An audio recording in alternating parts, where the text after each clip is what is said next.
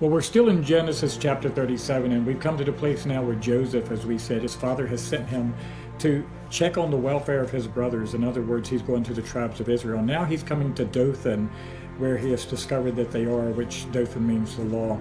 So as he's approaching, before he ever gets there, his brothers conspire to kill him. They said, "Let us slay him."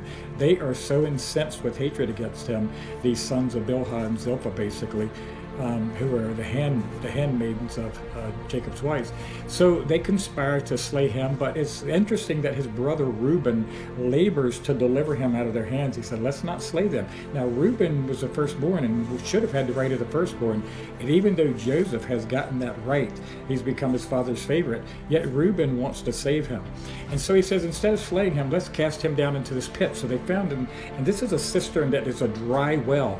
Now a dry well, when it has no water, water signifies life.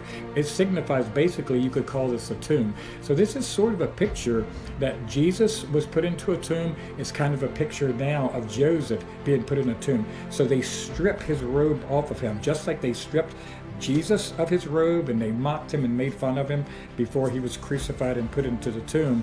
They took Joseph's coat of many colors off of him. They stripped him. They put him down into this dry well. Now, we're not told how long he was in that dry well. I think it would be interesting, and I've searched and I haven't found any facts to say this was 3 days and 3 nights. It would really fit the model well, but we don't know that for sure. And then, after they put him down in this well, they said, "Well, take his coat and we'll send it to our father and say, 'Is this your son's coat?'"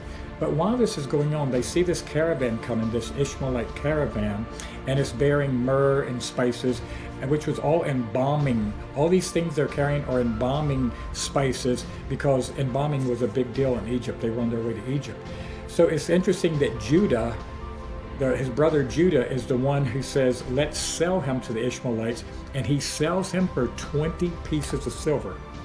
Now, that was the price of a slave back in Joseph's day, 20 pieces of silver. Judas sells Jesus to the Romans, who were the world power at that time. He sells them to the Romans for 30 pieces of silver. Do you know that Judas is the Greek form of the Hebrew name Judah? So Judah sells Joseph for 20 pieces of silver, ultimately to Egypt, who was the world power at that time. Judas, the Greek form of the name Judah, sells Jesus for 30 pieces of silver. This is going to get better. Let's continue with this thought.